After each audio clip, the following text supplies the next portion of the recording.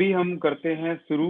आज जो हमारा सेक्शन है वो सारा का सारा सॉल्यूशन चैप्टर जो भी लास्ट कुछ दिनों में कंप्लीट हुआ है, 6 दिनों में, तो अभी हम इस पे जितने भी नीट के क्वेश्चंस हैं, मेन नीट और मेंस के क्वेश्चन है, सारे डिस्कस करेंगे। तो पहला जो क्वेश्चन है ये है आपके सामने।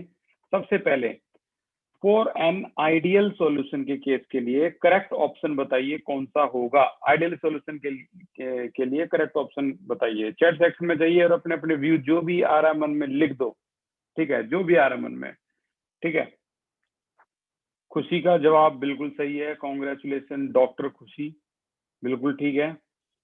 और देखते हैं और कोई जवाब किसी का। ABCD में से एक जवाब बिल्कुल ठीक आया है, और भी ट्राई कर सकते हो, ठीक है। कई बच्चे यहाँ पर एंट्रोपी में कंफ्यूज होंगे कि यार एंट्रोपी भी तो 0 के इक्वल होती है, ये भी हमने कहीं ना कहीं पढ़ रखी है। तो मैं बताता हूँ आपने कहीं नहीं पढ़ी है। ये असल में क्या है, हमने लास्ट इसमें जब अपने जो टॉपर जो नोट्स है हमारे ये देखे थे, तो आइडियल सॉल्यूशन देखो, नॉन आइडियल और आइडियल सॉल्यूशन में आइडियल और नॉन इसमें देखें तो आइडियल सॉल्यूशन के केस में कहीं भी आप देखोगे तो एंट्रोपी नहीं है। हर जगह ये आपको delta H on mixing 0, delta V on mixing 0, क्योंकि एंट्रोपी सीरियसली ऑन मिक्सिंग 0 होती ही नहीं आइडियल में। अच्छा, आइडियल के लिए बजाय अगर नॉन आइडियल देखोगे आप, तो यहाँ देखो आपको दिखाई देगी ये एंट्रोपी। एंट्रोपी यहाँ इंक्रीज होती है in case of positive deviation, और नेगेटिव डेविएशन में क्या होती है, डिक्रीज। तो ये नॉन आइडियल की बात होगी, ठीक है। तो ये हमारे नोट्स में भी क्लियरली लिखा हुआ है कि जो एंट्रोपी है उस पे आप आइडियल सॉल्यूशन की बात करो तो एंट्रोपी, अब आप एक सॉल्यूशन में दूसरे सॉल्यूशन को डालोगे तो कुछ तो बॉन्डिंग इधर उधर होगी, कुछ तो डिस्टरबेंस होगी, कुछ तो एंट्रोपी में बदलाव होगा। एंट्रोपी क्या होती है, रैंडमनेस ऑफ द सिस्टम। तो correct answer no doubt D है, delta H on mixing 0 at constant temperature and pressure. अगले क्वेश्चन की तरफ मूव करते हैं। इनमें से मैक्सिमम बॉइलिंग एजेट्रोप बताइए कौन सा है। जो भी नीट के एग्जाम के क्वेश्चन है वो इनडायरेक्ट पूछे जाते हैं। तो मैक्सिमम बॉइलिंग एजेट्रोप की अगर बात करें तो मैक्सिमम बॉइलिंग एजेट्रोप, भाई मैक्सिमम बॉइलिंग का मतलब होता है इन्हें ज्यादा गर्म करोगे तब जाके इसके वेपर बनेंगे, यानी A और B के बीच में जो बॉन्डिंग इंटरेक्शन है वो क्या होता है, हाई होता है, ठीक है ना। हाई होने का मतलब क्या हुआ, हाई होने का मतलब ये आसानी से नहीं टूटेंगे। इसका मतलब सॉरी, इसका मतलब ये हुआ कि बॉन्डिंग अगर इंटरमोलिकुलर इंटरेक्शन का स्ट्रॉन्ग है तो जाहिर सी बात है ये क्या है आपके, ये आपके negative deviation from Raoult law. तो जो मैक्सिमम बॉइलिंग एजेट्रोप होते हैं वो negative deviation from Raoult law होते हैं, और जो मिनिमम बॉइलिंग एजेट्रोप होते हैं वो positive deviation from Raoult law होते हैं, ठीक है ना। मैक्सिमम बॉइलिंग मतलब ज्यादा बॉइल करोगे तब वेपर आएंगे, यानी बॉन्ड स्ट्रॉन्ग है। तो बताइए इसमें से एग्जाम्पल कौन सा होगा। ABCD। जतिन का आंसर करेक्ट है, बहुत बढ़िया जतिन। अंशिका कॉन्ग्रेचुलेशन, ये भी करेक्ट है। और ठीक है, ज्यादा टाइम तो हम देखो ले ही नहीं सकते क्योंकि हमारे पास टारगेट है 25 क्वेश्चन हमें कैसे भी पूरे करने हैं, और उसके अलावा 2 न्यूमेरिकल भी पूरे करने हैं, तो ये ज्यादा टाइम नहीं ले सकते। करेक्ट आंसर है हमारा B, वाटर और नाइट्रिक एसिड है जो negative deviation from Raoult law show करता है। आप कहोगे सर हमने कहाँ से पढ़ाई है, तो देखो एक बार ध्यान से, आपके यही नोट्स यहाँ भी काम देंगे। ये पॉजिटिव डेविएशन के एग्जाम्पल है और ये आपके नेगेटिव डेविएशन के एग्जाम्पल है, और यहाँ पर आप साफ साफ देख पा रहे हो वाटर और नाइट्रिक एसिड है negative deviation from Raoult law में। क्लियर। तो अब हम आगे चलते हैं अगले उस पे। तो यहाँ तक तो एक बात तो आपको समझ में आएगी होगी ये कितने ज्यादा इंपॉर्टेंट है ये नोट जिसमें से हम लगातार पढ़ रहे हैं। अगला जो केस है वो ये कह रहा है which of the following statement is correct regarding the solution of 2 component A and B exhibit positive deviation from ideal behavior। Positive deviation from ideal behaviour, इनमें से कौन सी बात चारों में से कौन सी शो करता है। याद रखना भाई, positive deviation from ideal behaviour. देखते हैं कौन दिमाग लगा सकता है। लगाओ दिमाग, जो नहीं लगा पा रहे, जो थोड़े से स्लो दिमाग लगा पा रहे हैं उनकी भी, वो भी अच्छी बात है, गलत नहीं है। खुशी वेरी गुड, ये करेक्ट है, नाइस, बहुत बढ़िया, बिल्कुल ठीक है ये। और इसके अलावा, खुशी के अलावा, कंपटीशन टफ है, जतिन भी करेक्ट हो गया, बहुत बढ़िया जतिन, ये करेक्ट आंसर आपका, कॉन्ग्रेचुलेशन। मयूर ये गलत है भाई।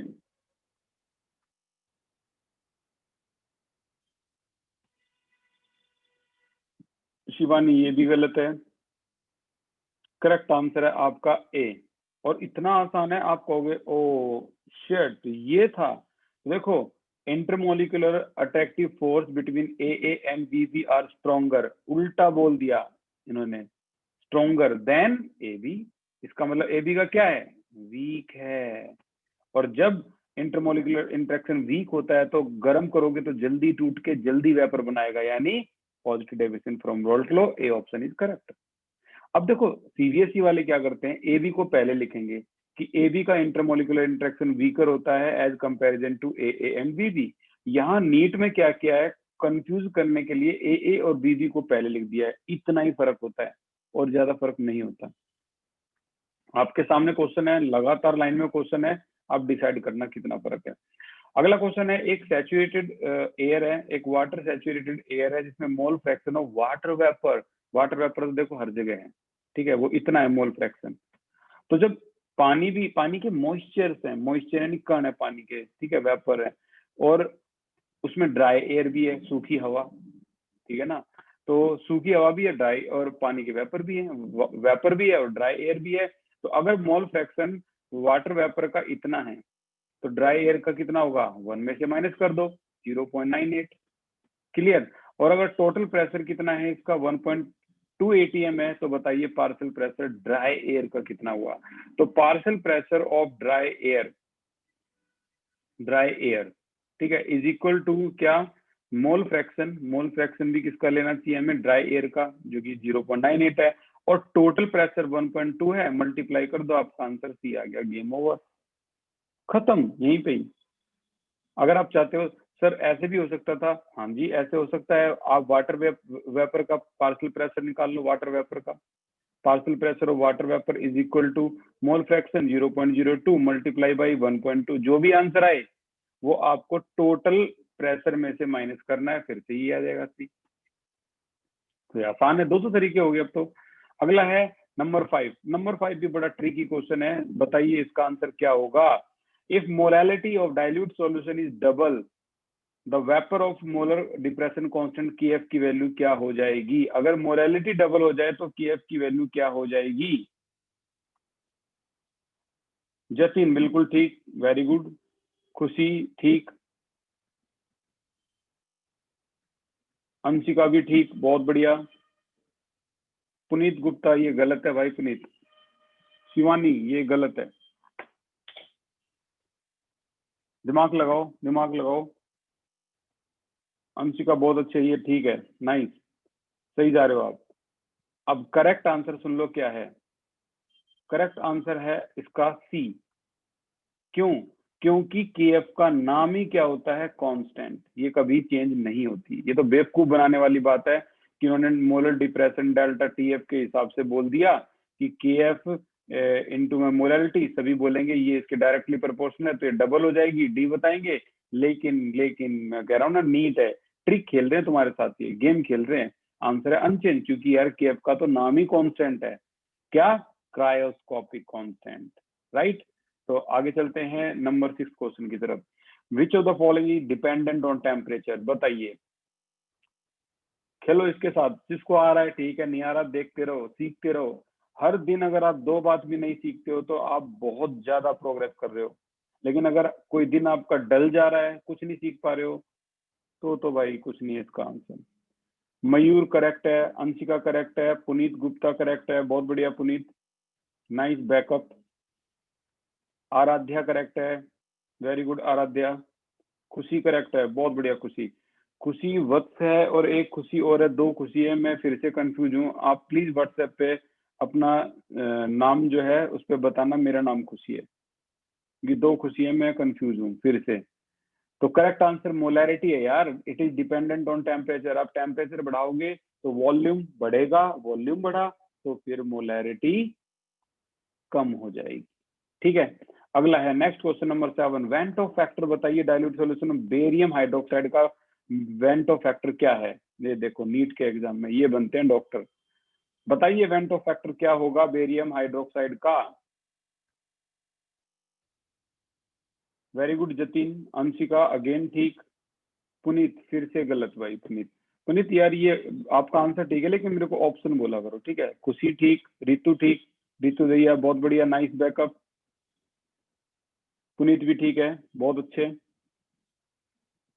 बिल्कुल सही बताया। करेक्ट आंसर है डी, क्योंकि बेरियम हाइड्रोक्साइड का फॉर्मूला होता है BaOH ट्वाइस। इसको डिसोसिएट करोगे तो टोटल आयन कितने आएंगे, 3 आएंगे। तो करेक्ट आंसर ये हो गया आपका। अच्छा, जो क्वेश्चन पहला था, ये जो पहला क्वेश्चन था delta S on mixing, G on mixing, V on mixing, ये इतना खास क्वेश्चन है, आप देखोगे कि ये आज की क्लास में 3-4 बार आ जाएगा। ये देखो, which one of the following is incorrect, इसमें से इनकरेक्ट बताइए भाई। पहले वाला तो करेक्ट है, no doubt. Delta H on mixing equal to 0, ये तो आइडियल सॉल्यूशन का होता है, ये तो सबको ही पता होगा, करेक्ट है। ये पूछ रहा है इनकरेक्ट बताइए, तो इसके लिए मैं जो आंसर मैं पूछने वाला हूं तो उसमें हम देखते हैं क्या होगा। देखो, करेक्ट आंसर इसका क्या है। करेक्ट आंसर इस तरह से निकालेंगे। देखो, delta H is equal to 0 है, ठीक है। जरा थोड़ा सा खेलना। इसके अलावा डेल्टा वी क्या होता है, ये भी 0 होता है, पता है ना सभी को। तो डेल्टा एच का एक फॉर्मूला होता है जो थर्मोडायनेमिक में हमने पढ़ा था, डेल्टा यू प्लस में पी डेल्टा वी। चलो, एच की और delta H is equal to delta U plus में पी डेल्टा वी, ठीक है। ये वाला फॉर्मूला होता है। डेल्टा यू को निकालना है तो मैं यू को यहीं रख रहा हूँ, यहीं पे, और इसको यहाँ फेंक रहा हूँ, तो डेल्टा एच माइनस में पी डेल्टा वी हो जाएगा, नो डाउट। अब बताओ, इसकी वैल्यू 0 और इसकी वैल्यू 0 अगर मैं रख दूं यहाँ पे और यहाँ पे, तो डेल्टा यू क्या आ जाएगा, सोचो। जब ये 0 और ये 0 आ गया तो डेल्टा यू भी ऑन मिक्सिंग 0, यानी ये भी करेक्ट है। तो फिर डेल्टा जी के बारे में भी एक बार खेल लेते हैं। डेल्टा जी होता है डेल्टा एच माइनस में टी डेल्टा एफ, यही होता है थर्मोडायनेमिक। अब ये वैल्यू तो 0 है माइनस में, क्या एस भी 0 होती है? मेरा क्वेश्चन है, जल्दी से बताओ यस और नो, क्या एस भी 0 होती है आइडियल सॉल्यूशन के लिए? कम ऑन बताइए। अंशिका, जतिन, खुशी, वेरी गुड। आज ही बताया मैंने, एस ऑन मिक्सिंग 0 नहीं होती, ठीक है ना, नहीं होती। आइडियल सॉल्यूशन के लिए भी नहीं होती और नॉन आइडियल सॉल्यूशन के लिए भी नहीं होती। तो सोचो, एस कुछ ना कुछ तो होगी, तो क्या जी ऑन मिक्सिंग 0 हो सकती है? नो। तो करेक्ट आंसर आपका जी ऑन मिक्सिंग 0 नहीं होती। This is your correct answer.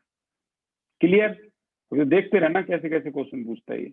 9th question भी बहुत आसान सा क्वेश्चन है। Which one of the following statement about the composition of vapour pressure of ideal solution.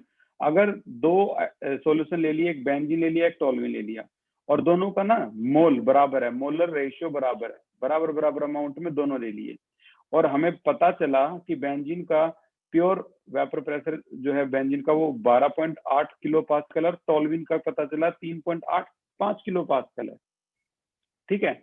ये बेंजीन के प्योर वेपर प्रेशर। अब सोचो, इन दोनों के वेपर प्रेशर को देखकर बस मुझे इतना बताओ, कौन जल्दी से वेपराइज हो जाएगा? कौन जल्दी से वेपराइज हो जाएगा, बेंजीन या टोल्यूइन? अरे बस इतना ज्यादा मत डिटेल में मत जाओ। बेंजीन का प्योर देखो और टोल्यूइन का प्योर देख के बस इतना बताओ, गर्म करने पर कौन सा जल्दी वेपराइज हो जाएगा? वेरी गुड खुशी। मयूर, ये गलत है।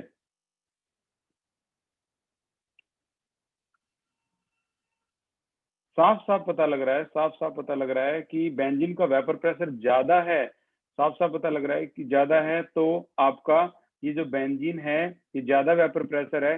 तो ये बेंजीन को और दोनों को, टोल्यूइन को, अगर आप बंद करके अगर गर्म करोगे तो ये जल्दी वेपराइज कौन हो जाएगा? बेंजीन, क्योंकि इसका वेपर प्रेशर ज्यादा है। कम टेम्परेचर पे भी गर्म हो रहा है यार, इतना वेपर प्रेशर है। सोचो, 100 डिग्री टेम्परेचर पर ये इतना किलो पास्कल वेपर प्रेशर दिखाता है, और ये इतना, तो यार ज्यादा वेपराइज कौन हो रहा है? ज्यादा वोलेटाइल कौन है? बेंजीन है। और उन्होंने कह दिया कि दोनों को अगर एक एक रेशियो की, इसकी भी रेशियो 1 है, इसकी भी रेशियो 1 है, दोनों को बराबर अनुपात में ले लिया जाए, बराबर रेशियो में ले लिया जाए, और गर्म करोगे तो ज्यादा वेपर किसके आएंगे? आंसर है बेंजीन के आएंगे। ये तो कुछ भी नहीं, ये तो बहुत आसान क्वेश्चन था, तुम तो इसमें घूम गए। जो रोल्ट लो ने तो इसका भी कमाल करके रख रखा है। आज हम इसका एक न्यूमेरिकल करने वाले हैं आज हम। ये तो बेंजीन और टोल्यूइन के बारे में पता लग गया। बेंजीन का वेपर प्रेशर ज्यादा है 12.8, इसका वेपर प्रेशर कम है 3.4 मान लो, और इसकी अमाउंट कितनी है, मोल फ्रैक्शन कितना है, 1 है। ये तो बहुत आसान था, ये तो रास्ता ही साफ हो गया। सोचो अगर बेंजीन की अमाउंट भी ज्यादा होती, मोल फ्रैक्शन भी ज्यादा होता, तो अब किसके वेपर प्रेशर ज्यादा होते ऊपर, सोचो गर्म करोगे तो किसके, यार इसकी अमाउंट भी ज्यादा है, इसका वेपर प्रेशर भी ज्यादा है, तो जाहिर सी बात है ये आपके बेंजीन है और ये आपके टोल्यूइन है, यानी बेंजीन आपके ज्यादा आएंगे, दोनों ज्यादा है। एक फॉर्मूला है इसमें क्या है, P total is equal to P1 not plus P2 not minus P1 not, और ये मोल फ्रैक्शन, ये ऐसा फॉर्मूला है जो आपके किसी के भी का पी टोटल बता सकता है। ठीक है, सोचो ये तो आसान सा केस था, अगर मैं इसको और मुश्किल करता हूँ, इसको 1 कर दूं और इसको 3 कर दूं, अब आप कंफ्यूज हो जाओगे, लेकिन फॉर्मूले में रखोगे तो फॉर्मूला बता देगा किसका वेपर प्रेशर ज्यादा है। ये सब साइंटिस्ट ने डिस्कवर कर रखा है। इसकी मोल फ्रैक्शन भी ज्यादा है, इसका वेपर प्रेशर कम है। अब कंट्रोवर्सी आ गई ना, इसका मोल फ्रैक्शन ज्यादा है तो ये कहेगा ज्यादा वेपर टोल्यूइन के जाएंगे, तादाद ज्यादा है इसकी, लेकिन इसका वेपर प्रेशर कम है तो ये कहेगा नहीं भी कम जाएंगे। तो रिजल्ट क्या निकलेगा, फॉर्मूला बता सकता है हमारा। ठीक है, तो यहाँ तो यार कुछ है ही नहीं, यहाँ तो साफ साफ सा खेल है, दोनों बराबर अमाउंट में है, बेंजीन का वेपर प्रेशर ज्यादा होता है, दोनों को गर्म करेंगे तो बताओ क्या होगा, आंसर बड़ा साफ है। क्या वेपर प्रेशर इक्वल अमाउंट में आएंगे, नहीं। क्या vapour pressure will be higher in percentage of benzene, yes, C option is correct, ज्यादा वेपर प्रेशर बेंजीन के ही होंगे। ठीक है, आज इसी कॉन्सेप्ट पे हम एक न्यूमेरिकल करने वाले हैं, मिस मत कर दियो भाई। अगला क्वेश्चन है हमारा 100 डिग्री सेल्सियस पर, भाई सॉल्यूशन इतने ग्राम है, सोल्यूट ले रखा है, इतने ग्राम पानी में ले लिया, इतना MmHgO प्रेशर निकाल रहा है, ये MmHgO प्रेशर है, केबी की वैल्यू, यार कहानी कौन सी चल रही है, वैल्यू कौन सी दे रहे हैं, ऊपर पड़ गए तो ये पता लगा वेपर प्रेशर, तो मेरे दिमाग में तो ये आया P1 not is equal to क्या, N2 अपॉन में N1, आपको पता है अच्छी तरह से, राइट। लेकिन वैल्यू कौन सी दे दी, केबी की वैल्यू दे दी, और कह रहे हैं बताओ बॉइलिंग पॉइंट सॉल्यूशन का बताओ, पूछ रहे हैं ये डेल्टा टीबी को। Delta TB is equal to क्या होता है, i into Kb into molality. ठीक है, अब देखो केबी की वैल्यू तो दे दी 0.52, मोलैलिटी होता है number of mole of solute dissolve पर केजी ऑफ सॉल्वेंट, यहाँ सॉल्वेंट कितना है, सिर्फ 100 ग्राम है, तो 100 ग्राम को डिवाइड करो 1000 से, भाई केजी में निकालो 0.1 आ गया। अब आपको क्या निकालना है, number of mole of solute, बस। कहां से निकलेगा, ये निकलेगा यहाँ से। P1 नॉट प्योर की वैल्यू कितनी दे रखी है, वेपर प्रेशर ऑफ सॉल्यूशन पानी है, पानी का जो प्योर वेपर प्रेशर है वो हो जाएगा आपका 760, 1 atm होता है ना पानी का वेपर प्रेशर, आज की ऑफलाइन क्लास में भी यही डिस्कस हुआ था। और ये कितना है आपका 732, ये 760 is equal to number of mole of solute निकालने हैं, पानी का तो पता ही है भाई नंबर ऑफ मोल, 100 अपॉन में 100 ग्राम दे रखा है, अपॉन में आप लिख दो कितना 18, सीधा सीधा आपका आंसर निकलेगा N2, जो भी निकले यहाँ रख दो, खेल खत्म। ठीक है, इस तरीके से हम इस क्वेश्चन का आंसर भी बड़ी आसानी से मैं कह रहा हूँ निकाल सकते हैं। ठीक है ना, तो ये हो गया आपका question number 10, putting the value और गेम ओवर। जो भी डेल्टा टीवी आए उससे आपको पता है डेल्टा टीवी से आप टीवी कैसे निकालोगे, आई नो यू कैन, इस वाले फॉर्मूले से। तो आसान था और ट्रिकी भी था। अगला क्वेश्चन, ये तो हमारे नोट्स में भी है, मोल फ्रैक्शन बताओ क्या होगा 1 मोलल एक्वा सॉल्यूशन। तो 1 मोलल एक्वा सॉल्यूशन का मतलब क्या है भाई, देखो 1 मोलल एक्वा सॉल्यूशन का मतलब है, मींस इसका मतलब होता है कि 1 मोल of solute dissolve in 1 kg of solvent. अब ये सोल्यूट है, ठीक है, और ये सॉल्वेंट है, तो आंसर क्या आएगा आपका 1 मोल ऑफ सोल्यूट और 1 kg ऑफ सॉल्वेंट, आंसर सीधा सीधा निकल तो गया। मोल फ्रैक्शन, उन्होंने कहा मोल फ्रैक्शन निकाल के दिखाइए, तो mole fraction of 2 is equal to number of mole of 2 upon में number of mole of 1 plus number of mole of 2, number of mole of 2 तो दे ही रखा है, ये रहा 1 मोल, ये 1 मोल है प्लस का 1 मोल है, ये 1 किलोग्राम है पानी, तो डिवाइड कर दो 18 से 55.5, तो कैलकुलेट करोगे आपका आंसर आ जाएगा 0.0177, खत्म, यही था बस इतना ही। अगला क्वेश्चन क्या है, number 12, the boiling point of 0.2 मोल पर केजी, ये मोलैलिटी है, मोल पर केजी, ठीक है ना, of X in water is greater than equimolar solution of Y in water. कह रहा है यार कमाल ही हो गया, इतनी ही अमाउंट अगर ले लें एक्स की, ठीक है ना, तो इसका बॉइलिंग पॉइंट ज्यादा आता है, और इतनी ही अमाउंट, इतना ही मोल पर केजी अगर ले लें वाई का, तो अमाउंट कम आती है। तो बताइए इसमें से कौन सा स्टेटमेंट करेक्ट है। यार boiling point of solution, boiling point of solution तो क्या होता है भाई, ये होता है delta TB is equal to TB minus TB naught, यानी डेल्टा टीबी बढ़ेगा तो टीबी भी बढ़ेगा। क्यों? क्योंकि टीबी इज इक्वल टू क्या होता है, इसको वहां ले जाएंगे प्लस कर देंगे, डेल्टा टीबी प्लस में टीबी नॉट, यानी डेल्टा टीबी बढ़ेगा क्योंकि प्लस है तो टीबी भी बढ़ेगा। ठीक है, तो कुल मिला के डेल्टा टीबी पे डिपेंड है। और डेल्टा टीबी किस पे डिपेंड है भाई, आई इंटू के बी इंटू एम पे डिपेंड है। तो जरूर एक्स जो है आपका हो सकता है NaCl और वाई है उतना ही मोल में ले रखा है, हो सकता है ये ग्लूकोज हो।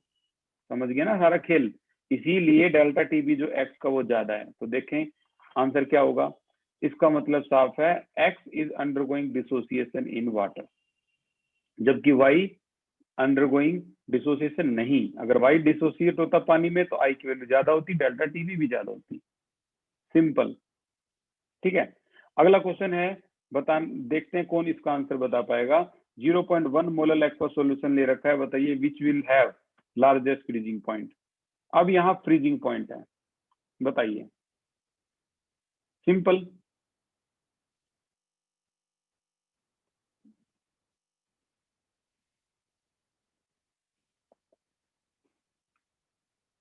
ओके, एक आंसर आ चुका है, जतिन बब्बर आपने दिमाग लगा लिया, बहुत बढ़िया।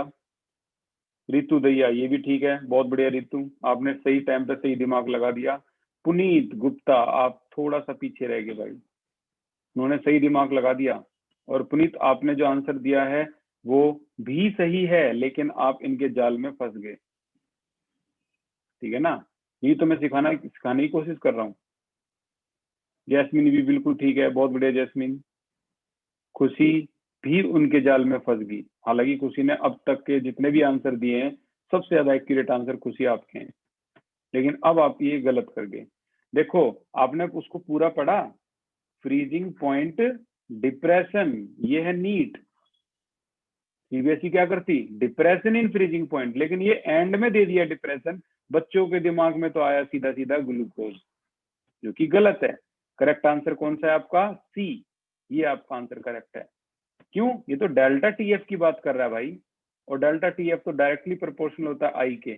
इसकी आई की वैल्यू कितनी है, 5 है, बाकी इसकी 2 है, इसकी 1 है, इसकी 3 है, तो कौन जीत गया, सी जीत गया। कितना गेम खेल गया आपके दिमाग के साथ ये, फ्रीजिंग पॉइंट के बाद में बोला डिप्रेशन, यहाँ तक तो बच्चा तो कोई जाएगा ही नहीं। और सभी को पता है, सभी को पता है इस बारे में, delta TF is equal to क्या होता है, टीएफ नॉट माइनस में टीएफ होता है। और डेल्टा टीबी जो होता है इसका उल्टा होता है, उलट, टीबी माइनस टीबी नॉट, ये होता है। अगर यहाँ कोई बच्चा टीएफ निकालने की कोशिश करेगा तो वो क्या देखेगा कि यहाँ वैल्यू हो जाएगी टीएफ नॉट माइनस में डेल्टा टीएफ, और यहाँ कोई बच्चा टीबी निकालने की कोशिश करेगा तो यहाँ वैल्यू प्लस हो जाएगी। समझ रहे हो ना, यहाँ वैल्यू क्या हो जाएगी, TB naught plus delta TF, TB यहाँ प्लस हो रही है, इसका मतलब डेल्टा टीबी बढ़ेगा तो टीबी भी बढ़ेगा।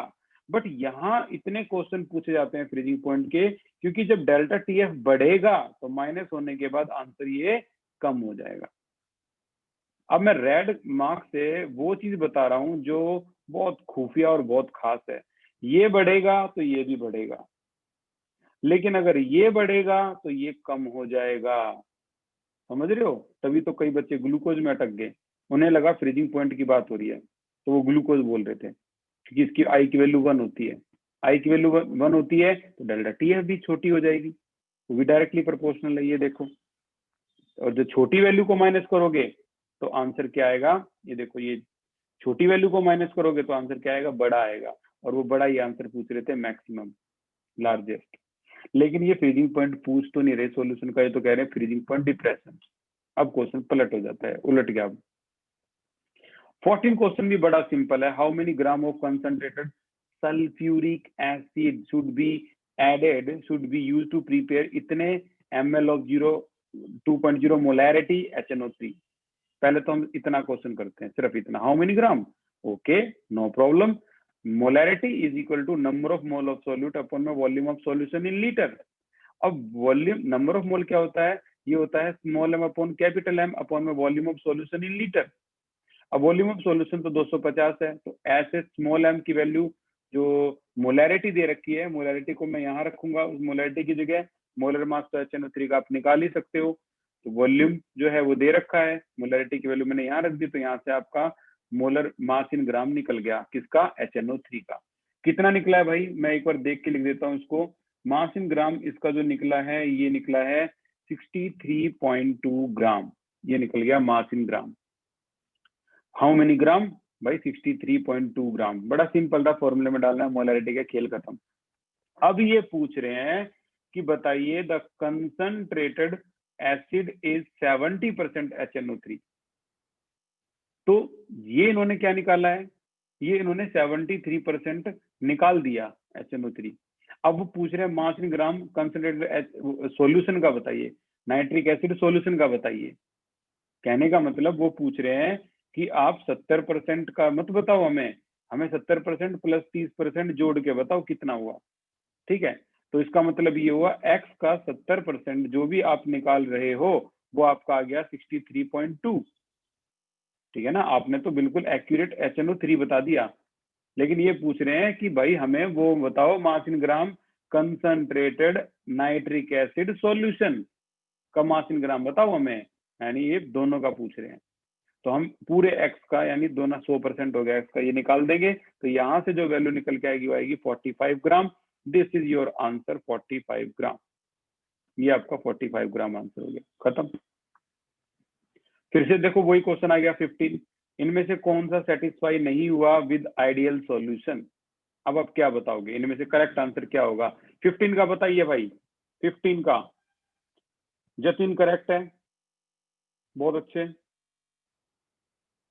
खुशी करेक्ट है, कनक करेक्ट है, वेरी गुड कनक। अंशिका करेक्ट है, रितु करेक्ट है, जैस्मिन करेक्ट है, शिवानी करेक्ट है। इस बार तो बूम हो गया, सभी ने एक चीज पकड़ी ली कि delta S on mixing zero नहीं होता इन केस ऑफ आइडियल। बहुत बढ़िया, बहुत बढ़िया। और देखो आपके कॉन्सेप्ट कितने स्ट्रॉन्ग है। एक फॉर्मूला है पीए और पीबी का, ये फॉर्मूले की पहले मैं शक्ल दिखाना पसंद करूंगा भाई। इस फॉर्मूले को कई बच्चे पहले भी समझते हैं और अभी भी समझते हैं। हम नोट्स में देखें, जो अपने खुद के जो नोट्स हैं इनको देखें, तो ये वेपर प्रेशर सॉल्यूशन आपको याद होगा। Vapour pressure of liquid solution में दो होते हैं, लिक्विड इन लिक्विड और solid in liquid, right. Liquid in liquid के केस में हम दोनों लिक्विड को डाल देते हैं, तो पार्शियल प्रेशर देखते हैं इस तरीके से कि भाई पहला पार्शियल रोल्टलो लगा दिया, दूसरा रोल्टलो लगा दिया, दोनों को ऐड कर दिया, मोल फ्रैक्शन की वैल्यू अगर मैंने 1 - x2 कर दी तो फॉर्मूला क्या निकल के आ गया, ये निकल के आ गया। अभी थोड़ी देर पहले भी लिखवाया था ये फॉर्मूला मैंने। क्या था भाई फॉर्मूला, इसने बता दिया P total is equal to, पूरे बिंदास लिख सकते हो, P1 नॉट प्लस में ब्रैकेट का P2 not minus P1 not into में x2। और अगर मैं आपको कहूं कि भाई मेरे को x2 नहीं चाहिए, हर book Pradeep fundamental ABC NCERT सब में x1 को बदला है, क्यों भाई x2 को नहीं बदल सकते। x2 को बदलोगे तो क्राइटेरिया क्या हो जाएगा, सारा वही चेंज होगा। वही चीज इन्होंने यहाँ पर बोल दी। अब अगर आप ये क्वेश्चन देखोगे तो आपको समझ में आएगा कि वो कह रहे हैं कि अगर x2 की जगह x1 होता तो आंसर क्या होता। x1 is the mole fraction, यानी अब की बार यहाँ हमने क्या लिया, मल्टीप्लाई में x2, इन्होंने x1 लिया है। तो देखो ज्यादा घबराने की जरूरत है नहीं, सिंपल सिंपल यार। हमारा फॉर्मूला क्या है, हमारा फॉर्मूला था P1 नॉट प्लस का P2 not minus P1 not multiply by x2। 2 का मतलब B, 1 का मतलब A। यार कम ऑन, क्या अब कोई डायरेक्ट आंसर बता सकता है मुझे। हाँ तो ठीक है, नहीं तो कोई बड़ी बात नहीं है, हर कोई फंसेगा इसमें। कनक यू डिड ट्रिमेंडस जॉब, बहुत बढ़िया कनक, आपने बताया। आपने जतिन बब्बर को फेल कर दिया, तो भाई आप समझ लो you are going so well, बहुत तेज दिमाग। जतिन भाई वेरी सॉरी टू से ये क्वेश्चन आपका गलत है। मयूर आपका ये गलत है, दिस इज रॉन्ग। शिवानी ये भी गलत है। करेक्ट आंसर है D, D option is correct. पता है जब आप डेरिवेशन करोगे तो सारी वैल्यू पलट जाएंगी यार। ये P1 नॉट की जगह क्या हो जाएगा, P2 नॉट। ये भी पलट जाएगा, P1 नॉट माइनस में P2 नॉट, और ये X1 हो जाएगा। अब एक बार चेक करके देख लो आप किसको रिलेट कर पा रहे हो, चेक करो। करेक्ट आंसर इज डी, ये मेंस में आया था आपका। ठीक है, ये क्वेश्चन आज की ही क्लास में हम करने वाले हैं। क्लोरोफॉर्म और डाइक्लोरोमीथेन ले लिया जाए, ठीक है, और दोनों को मिक्स कर दिया जाए। ठीक है, तो दोनों का प्योर वेपर प्रेशर दे रखा है। दोनों को मिक्स करने के बाद ये वाला फॉर्मूला है हमारा, ज्यादा नहीं है, ये वाला फॉर्मूला है। तो बताइए टोटल प्रेशर कितना होगा, टोटल प्रेशर इसका कितना होगा।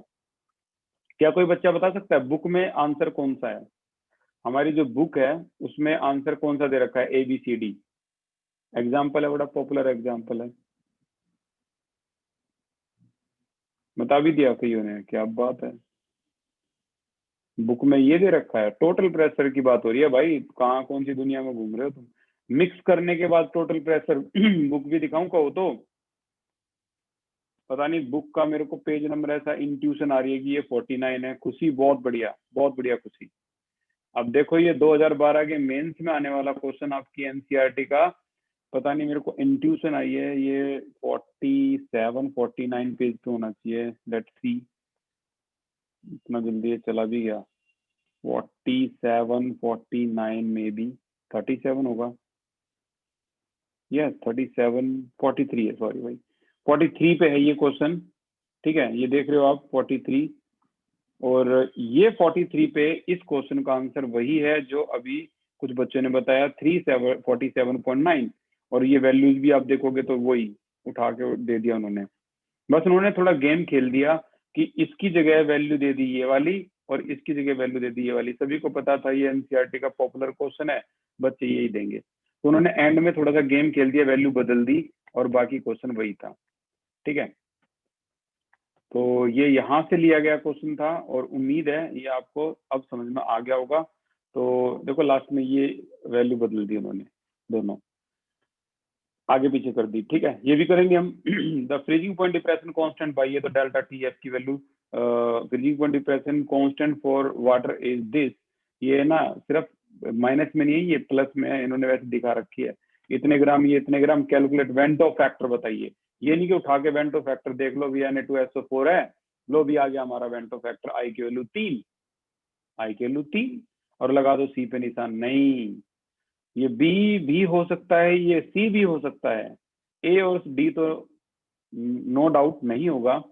आपको कैसे निकालना है इस क्वेश्चन को, तो ये ऐसे निकालना है, delta delta TB is equal to I into में यहाँ हो जाएगा क्या, फ्रीजिंग पॉइंट है तो delta TFI into W2 by M2 into 1000 by W1, ये हो जाएगा।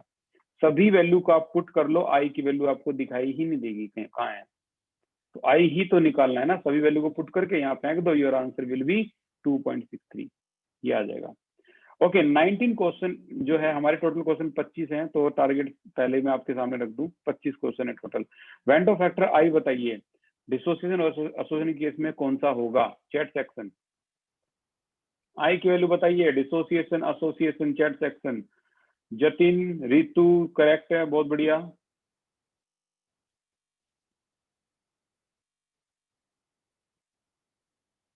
और आई की वैल्यू क्या होगी डिसोसिएशन और एसोसिएशन के लिए? क्या बात है, अभी तक और किसी के समझ में नहीं आया क्वेश्चन। भाई ये कह रहा है आई की वैल्यू क्या होगी, डिसोसिएशन के केस के लिए होगी ग्रेटर देन 1 और एसोसिएशन के केस के लिए होती है लेस देन 1। खेल खत्म, और कुछ था ही नहीं इसमें। ठीक है ना, आसान था। अच्छा, ये मोलल एक्वा सॉल्यूशन है, वीक इलेक्ट्रोलाइट जो कि 30% आयोनाइज है। अगर आप चाहो तो 30% आयोनाइज के लिए अल्फा की वैल्यू यहाँ से निकाल सकते हो, आई की value I-1 N-1। Weak acid को मान लिया जाता है CH3COOH। Number of particle after dissociation ये 2 हो जाएगा। ठीक है, ये 2 हो गया -1, अल्फा जो है वो 30% से क्या हो गया 0.3 हो गया। बता दो आंसर क्या आ गया, आंसर आ गया 1.3 आई की वैल्यू। और जब आई की वैल्यू ही आ गई फिर तो क्वेश्चन खत्म है यार। Delta T F is equal to I into में के एफ इंटू में मोलैलिटी, ये रहा आपका के एफ, ठीक है, ये रहा आपका आई, ठीक है, और ये रहा आपका मोलैलिटी। कर दो यार, खत्म खेल, बकवास क्वेश्चन, ठीक है, आसान था। ये हमने प्रोटीन का क्वेश्चन है आपके एनसीईआरटी में ऑस्मोटिक प्रेशर में कल की ही क्लास में किया था। देखना चाहता हूं मैं क्या अभी भी बच्चों को वो आंसर याद है ABCD। हालांकि प्रोटीन का क्वेश्चन है यार कल का। क्या बात है जतीन, रितु, पुनीत, खुशी, आप फिर से एक बार गलत हो गए, आपकी रेटिंग डाउन गई है। अब पहले ग्राफ बहुत सही जा रहा था। शिवानी वेरी गुड, ये करेक्ट है। करेक्ट आंसर इज डी यार, 61,038। ये क्वेश्चन इतना खास है आपके एनसीईआरटी का, ठीक है ना, ये तो क्वेश्चन ही खास है यार, इसकी तो बात ही अलग है। ठीक है, ये तो आपका सीबीएसई में भी ऐसे धूम मचाता है बहुत ज्यादा, हमारे नोट्स में भी है, ये टॉपर नोट में जो है यहाँ भी है, कई इसमें दे रखा है। ये बड़ा पॉपुलर क्वेश्चन है, इसकी तो कितनी तारीफ करूं मैं उतनी कम है यार। तो ये क्वेश्चन हमने कल की क्लास में ही किया था यार, आज इतना टाइम लगा रहा है भाई। ये रहा 61,000, ये रहा आपका, शायद दिख गया होगा आपको, ये क्वेश्चन का आंसर है 61,039। ठीक है, तो ये आपका जो था आपको समझ में आ गया ये भी, तो ये आंसर यही आएगा। इसमें तो आंसर यही दे रखा है, सेम क्वेश्चन ही सेम है पूरा। अगला क्वेश्चन भी बड़ा आसान है, कह रहा है कि एक एक्वा सॉल्यूशन है 1 मोलर KI का, तो what change will cause the vapour pressure of solution to increase. ऐसा क्या करोगे इन चारों में से कि वेपर प्रेशर बढ़ जाए, इंक्रीज हो जाए। बहुत इजी है, बताइए क्या आंसर। ऐसा क्या करोगे इन चारों में से कि वेपर प्रेशर बढ़ जाए। वेरी इजी, बताइए आंसर क्या होगा। जतिन ये गलत है, सॉरी। खुशी ये गलत है, कनक ये गलत है। क्या बात है, कितने साइकोलॉजिकल टीचर्स को बिठाते होंगे। शिवानी वेरी गुड, कॉन्ग्रेचुलेशन, सिर्फ आपका ही ठीक है, बहुत बढ़िया। शिवानी आप भी अपना जो नाम है वो व्हाट्सएप पे मेरे पास सेंड करना, क्योंकि यहाँ 3 शिवानी है और मैं कंफ्यूज हूँ कौन है। बहुत बढ़िया, ये आंसर करेक्ट है आपका। और कोई है जो इसके बारे में बताए, और जो पता लगेगा तो आप कहोगे शट यार ये था क्या। रितु दैया वेरी गुड, दूसरा आंसर करेक्ट आ गया, बहुत बढ़िया। यार तुम एक बात बताओ, अगर यहाँ पर एक कंटेनर है और इसमें क्या है 10 ग्राम सोल्यूट है और बाकी पानी है, क्लियर। अगर मैं 10 ग्राम का 10 ग्राम सोल्यूट यहाँ रखूं और पानी यहाँ पानी बढ़ा दूं, तो बताइए यहाँ दोनों को 100 डिग्री पर गर्म करने पर, 100 डिग्री सेल्सियस पर गर्म करने पर किसके वेपर प्रेशर ज्यादा होंगे। यार जहाँ पानी ज्यादा होता है वही तो वेपर प्रेशर ज्यादा करेगा, क्योंकि वेपर प्रेशर तो पानी के ही होते हैं ना, सोल्यूट के थोड़ा ना हो जाएंगे। करेक्ट आंसर है ऑन एडिशन ऑफ वाटर। ठीक है, अगला है ए सॉल्यूशन ऑफ सुक्रोज, जो कि है 342 ग्राम पर मोल, जो भी है इसका डिजोल्व, ये थोड़ा सा ज्यादा जूम हो गया, डिजोल्व इतने ग्राम ऑफ ग्लूकोज डालकर 1000 ग्राम वाटर है, फ्रीजिंग पॉइंट ऑफ सॉल्यूशन जो है कितना हो गया, बताओ क्या होगा। KF की वैल्यू ये है। बड़ा सिंपल क्वेश्चन यार, मतलब ये तो एनसीईआरटी के लायक दे दिया, I into W2/M2 into 1000/W1, और I की वैल्यू भी 1, क्योंकि ये सुक्रोज है। ठीक है, सीधा सीधा आंसर, कुछ था ही नहीं, सॉरी, इसमें बहुत आसान था ये। अगला क्वेश्चन है this molality of aqua solution of ionic compound, ये आयनिक कंपाउंड है आपका, फ्रीज इतने पर फ्रीज हो जाता है, तो ये आपका आ गया क्या, इतने मोलर एक्वा सॉल्यूशन फ्रीज होता है, तो ये TF आ गया। ठीक है, बताइए number of mole of ions, यानी ये I की वैल्यू पूछ रहा है इनडायरेक्टली, जितने आयंस होते हैं उतनी I होती है यार। When 1 mole of ionic compound produce of being dissolve in water will be, KF की वैल्यू आपको दे रखी है। ये KF बार बार ये माइनस में लिखते हैं, ये माइनस नहीं होती, ठीक है ना, ये लिख देते हैं माइनस में, ये माइनस नहीं है। ठीक है, KF की वैल्यू दे रखी है आपको। ठीक है, TF की वैल्यू से डेल्टा TF निकाल लोगे आप। तो अब रह क्या गया, delta TF is equal to I into KF into molality. ठीक है, और मोलैलिटी भी दे ही रखी है यार, इसकी भी टेंशन मत लो। तो I सीधी सीधी निकल जाएगी यहाँ से। क्या निकलेगी वो आप कैलकुलेट कर सकते हो बड़ा इजीली, मैं बता देता हूँ। I की वैल्यू 1.96 एंड नियरली 2 आ जाएगी। 1.96 नियरली 2। सिंपल, कुछ भी नहीं करना। वैसे तो ये आयनिक कंपाउंड देख के कई बच्चे वैसे भी समझ गए होंगे, इसमें कॉम्प्लेक्स को एक ही आयन मानते हैं और बाहर भी एक ही आयन है, तो लगभग 2 ही होगी। ठीक है ना। अच्छा, अगला क्वेश्चन भी बड़ा सिंपल और आसान है। लास्ट क्वेश्चन है, हमने अपना टारगेट अचीव कर लिया है। इतने mole of solution of weak acid में 20% आयोनाइज हुआ है। तो वीक एसिड में 20%, तो यार alpha is equal to I-1 N-1। Number of particle after dissociation, एक H पॉजिटिव X नेगेटिव 2 होगा, तो 2-1 ये हो जाएगा आपका 0.2। I की वैल्यू आ गई आपकी 1.2। लो भी I की वैल्यू आ गई। लोअर इन फ्रीजिंग पॉइंट, यानी ये आपसे डेल्टा TF के बारे में पूछ रहे हैं, the lower in freezing point. तो देखो लोअर इन फ्रीजिंग पॉइंट बोल दिया तो माइनस वाली वैल्यू तो होगी नहीं, सीधी सी बात है, प्लस वाली होगी, क्योंकि डिप्रेशन इन फ्रीजिंग पॉइंट को बोलते हैं। और डेल्टा TF कभी भी नेगेटिव नहीं आती। तो आपका आंसर क्या होगा, I इंटू KF दे रखा है, मोलैलिटी भी दे रखी है। I की वैल्यू है आपकी 1.2, KF की वैल्यू है 1.86 और मोलैलिटी है आपकी 0.5। तो जो आंसर होगा आपका वो इससे मल्टीप्लाई करने के बाद जो आएगा वो है आपका 1.12। B option is correct. खत्म, यही था आपका। अब देख लो, इतना ही आसान होता है ये नीट और मेन केमिस्ट्री के लिए। तो ठीक है ना, केमिस्ट्री के लिए। अब जल्दी से, हमारे पास जो टाइम है हम उसमें 2 न्यूमेरिकल करेंगे आज के, बहुत खास न्यूमेरिकल। तो करते हैं पहले न्यूमेरिकल को स्टार्ट, जैसे कि हमारा टारगेट था। तो पहला न्यूमेरिकल जो मैंने आज प्रॉमिस किया है करने के लिए वो है आपका इस फॉर्मूले पे। ठीक है ना, टोटल प्रेशर कैसे होता है। अच्छा, जल्दी से बताइए Y1 को क्या कहते हैं। अगर X1 जो है, X1 X2 जो है ये मोल फ्रैक्शन है, तो फिर Y1 Y2 क्या होते हैं, बताइए जल्दी से चैट सेक्शन में। 2 न्यूमेरिकल का टारगेट है और आपका नीट का टारगेट तो खत्म हो गया, अब तो आसान आसान ही रह गया। बहुत बढ़िया खुशी। Vapour phase, these are the mole fraction in vapour phase, इसको बोलते हैं mole fraction in vapour phase. इसमें पार्शियल प्रेशर जो है वो ऐसे निकाला जा सकता है, mole fraction in vapour phase, mole fraction in solution, ये X1 X2 है। ठीक है, तो एक क्वेश्चन है आपके एनसीईआरटी का, जैसे अभी हमने देखा था एनसीईआरटी में, एक बार जल्दी से देख लेते हैं इसको। ये क्वेश्चन है, इसी की बात हो रही है। कहा गया है कि वेपर प्रेशर क्लोरोफॉर्म का जो है और डाइक्लोरोमीथेन का जो है वो इतना इतना दे रखा है, यानी ये आपका P1 नॉट है। इसको 1 मान लेते हैं, एक काम करते हैं, इसको 1 और एक 2 मान लेते हैं, तो काम आसान हो जाएगा। P1 नॉट की वैल्यू आपकी दे रखी है 200, P2 नॉट की वैल्यू दे रखी है आपकी 415 mmHg। इनकी तासीर देखकर, इनका नेचर देखकर, इनकी वैल्यूज को देखकर क्या तासीर बता रही है भाई इनकी, कि ज्यादा इवेपोरेट जो हो रहा है ना वो डाइक्लोरोमीथेन हो रहा है। साफ साफ बोला 415 यार, डबल से भी ज्यादा। ठीक है ना, कैलकुलेट करके दिखाइए vapour pressure of the solution by mixing this gram of chloroform and this gram of dichloromethane. And you have formula, total का ये वाला फॉर्मूला आपको पहले ही पता है। तो इस फॉर्मूले को देखकर आपको साफ साफ पता लग जाएगा। P1 नोट तो 200 ही है, P2 नोट दे ही रखा है, ये रहा P2 नोट, ये रहा 415 माइनस 200 हो गया। और X2 यानी पूरा इतना न्यूमेरिकल किस पे डिपेंड कर रहा है, X2 पे।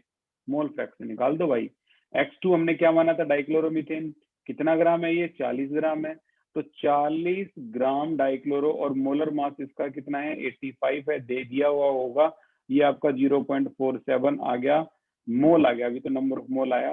तो मोल फ्रैक्शन क्या आ जाएगा, mole fraction of 2 is equal to 0.47 divide by 0.47 plus में दूसरे का भी मोल फ्रैक्शन निकालेंगे, ऐसे 25.5 को डिवाइड करके 0.212 और ऐसा करने पर मोल फ्रैक्शन जो आएगा वो आ जाएगा डाइक्लोरो का 0.688। वही 0.688 यहाँ पर हमने पुट कर दिया। ये रहा, ये 415, ये 200, ये 200, ये तो पता ही था आपको। तो ये टोटल प्रेशर आपका आ चुका है।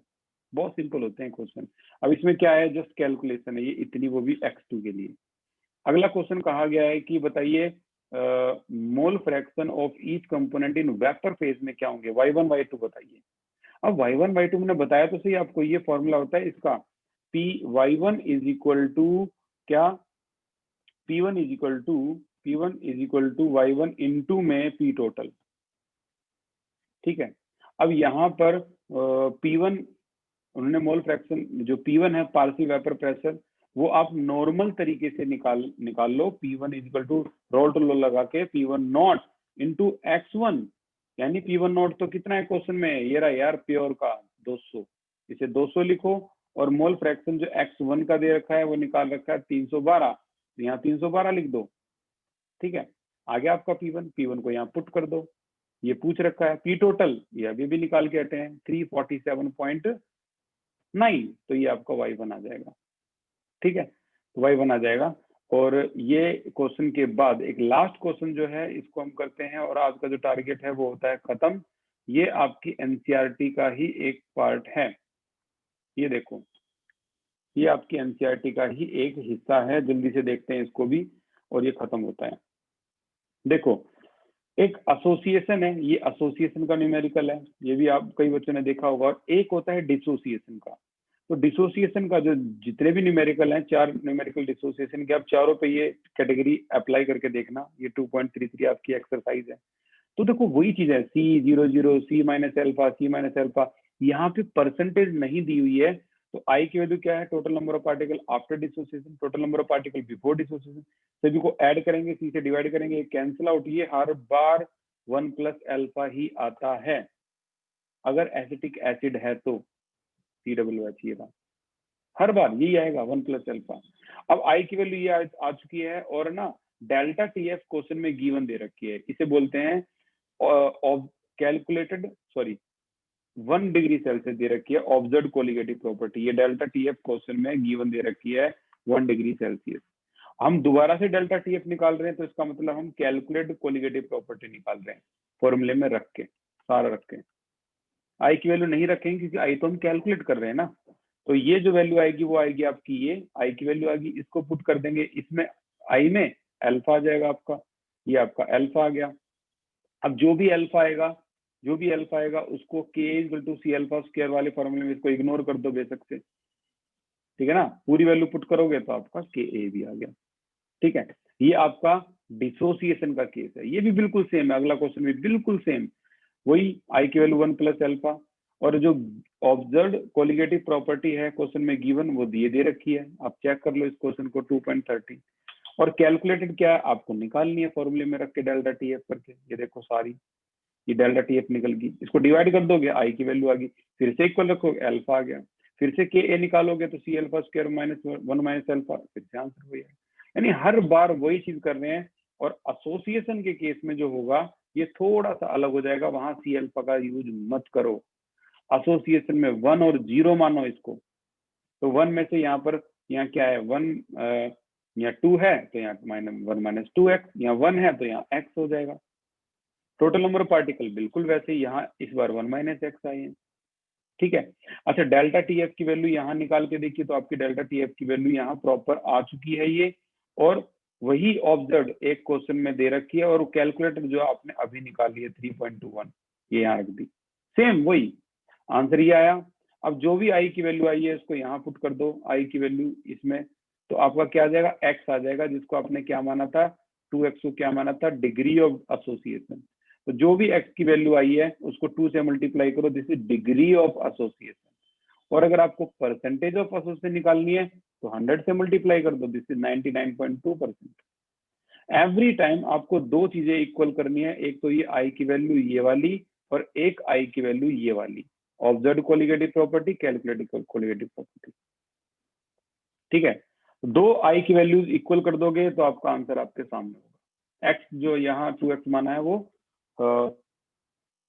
2x इज इक्वल टू क्या माना है, डिग्री ऑफ एसोसिएशन माना है। तो उम्मीद है आज की क्लास भी आपको समझ में आएगी और आसान भी लगेगी, और इस बार भी कंसिस्टेंसी स्टूडेंट्स की बरकरार है। तो thank you so much for your consistency, take care, thank you so much.